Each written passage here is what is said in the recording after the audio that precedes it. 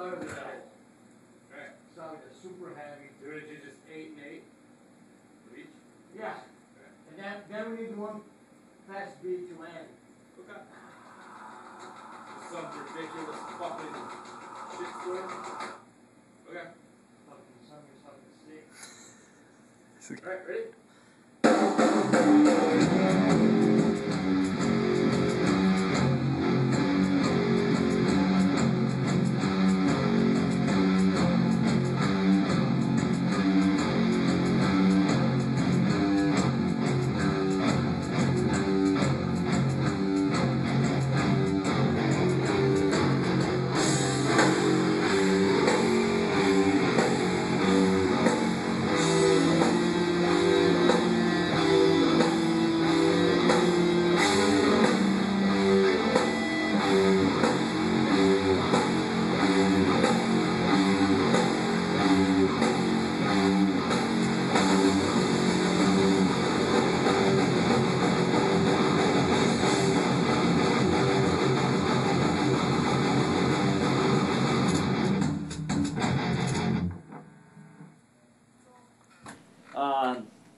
As you know, you're David Kinkade. You're the brand new Soulfly drummer. How's the recording going for your first album with them? It's amazing. It's this is the smoothest, least bullshit, fulfilled, whatever, full of recording process I've ever been a part of. It's perfect. Everything here is just perfect. Is it because everybody kind of knows what they're already bringing to the plate? No, because you guys don't normally play together, right? You just come to the studio and bring it all together? Well, it's weird. It's like I've never gone and played on an album. Like, I've never been in a normal band situation before. It's always some, like, in my other band, they would send MP3s or whatever, and I'd have them a few months ahead of time, and I'd sort of, like, work out the songs in my head, what I want to do, because I never get to practice. And, you know, anything that could go wrong has always gone wrong for me in studios. And so I'm more or less walking into every situation, like, prepared for catastrophe.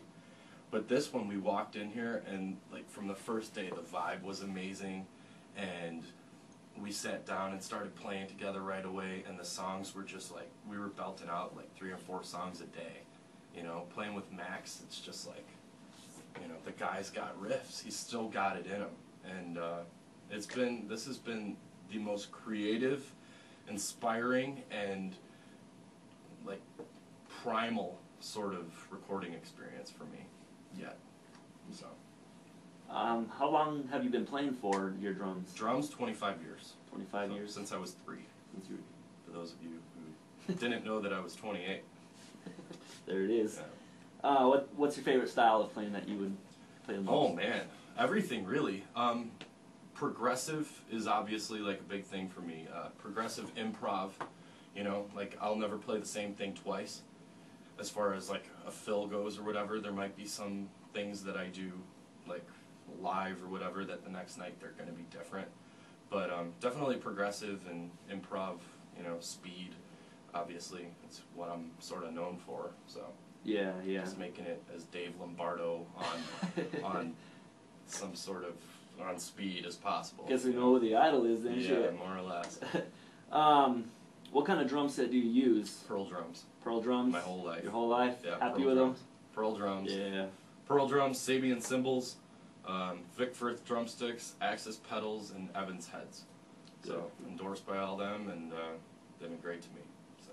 That's good. You have a pretty fucking huge, amazing set. Yep. What's average? What's the amount of drums and cymbals you use? Okay. 2 bass drums, 18 by 22. Tom in the front, 10, 12, 16, 18, and then I started doing this like 20-inch gong drum, total Neil Peart inspired kind of thing. And then that's all on the Pearl Icon rack, which is great because stands suck. And then everything's more or less like, if you ever see Mike Mangini from Dream Theater play, Oh yeah. it's like his drum kit is the same on this side as it is on that side. So it's more or less the same with mine, like 2 hi-hats, 1 here, 2 rides, 2 crashes in the front, 2 Chinas there, then another 2 Chinas, then 2 more crashes, then a whole ton of splashes. You're looking at like 15, yeah. 20 and different now, pieces, eh? Yeah, and then with Soulfly, I also added a timbale and an 8-inch tom that I'm tuning really high, and maybe a djembe. We're not sure yet, but it's gonna be metal. Oh, yeah, better, yeah, shit. Yeah. Who founded you for Soulfly? Like, how did you become involved with Soulfly? I don't really know. That's the way the industry is. No, actually, it's a really cool story. I've known Joe, the previous drummer, for over 10 years, and I didn't really get to see him a lot because he was never home. And when I saw a thing on Blabbermouth like a couple months ago saying, you know, that Zion had played drums at the festival or whatever in Belgium, I'm like, I wonder if they need a drummer. So more or less, I just sort of kept my ears open, and David Vincent from Morbid Angel talked with Max, and I forgot what he said, but he gave me a really good, I guess, review, you know, and talked my name up, and I got the call. So when they offered you this position, you know, what was going through your mind knowing that you'd be working with somebody like Max Cavalera? More or less, I was like, holy shit. And then, man, I can't wait to play Territory and Propaganda and Refuse Resist and Dead Embryonic Cells and Arise and, you know, like all the classics, you know. It was just, you know, it's awesome. It's definitely what I've tried to achieve for so many years, coming like all the stars aligning or something, so it's cool. Now, is there anything, I know you kind of answered this a little bit in the first question, but is there anything as a drummer that you've learned working with Soulfly and somebody that's got, you know, 7 albums under their belt? And kind of. I think, like, because Max wanted somebody extreme for, you know, he wanted somebody extreme, but not somebody who's going to go and completely destroy the sound and destroy what Soulfly is. Because Soulfly, for me, like, I've been a Sepultura and a Soulfly fan since I can remember. And it might be not extreme, like, you listen to most death metal bands and they're just like, go, go, go, go, go. Like, everything is perfect. And Soulfly has its open-ended stuff and stuff based around jamming and whatever. And I think what Max wanted was somebody that could not only do the extreme stuff and be creative with just composing more of an extreme sound tastefully to Soulfly, but somebody that could also do the improv thing that I do. And, you know, like, on this new album, I threw in so many weird little Neil Peart kind of fills and tribal-ish sort of fills and stuff. So it's not an extreme metal sort of approach, you know?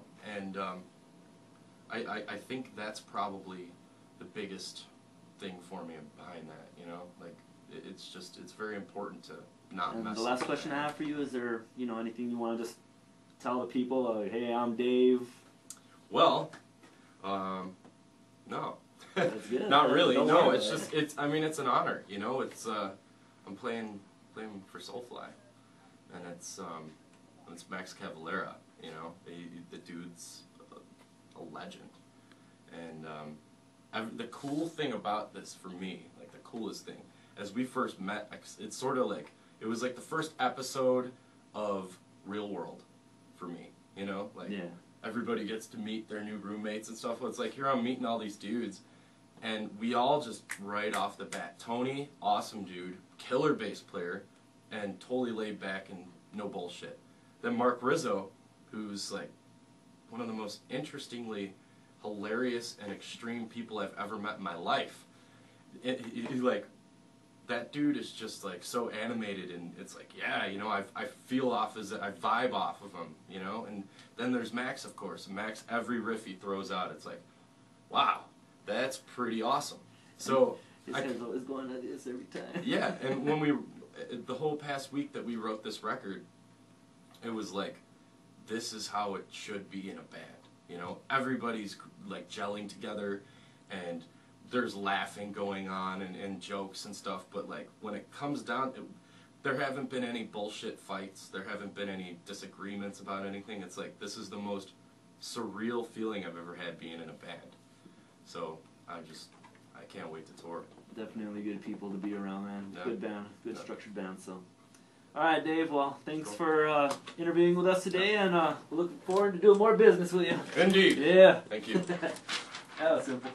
All right.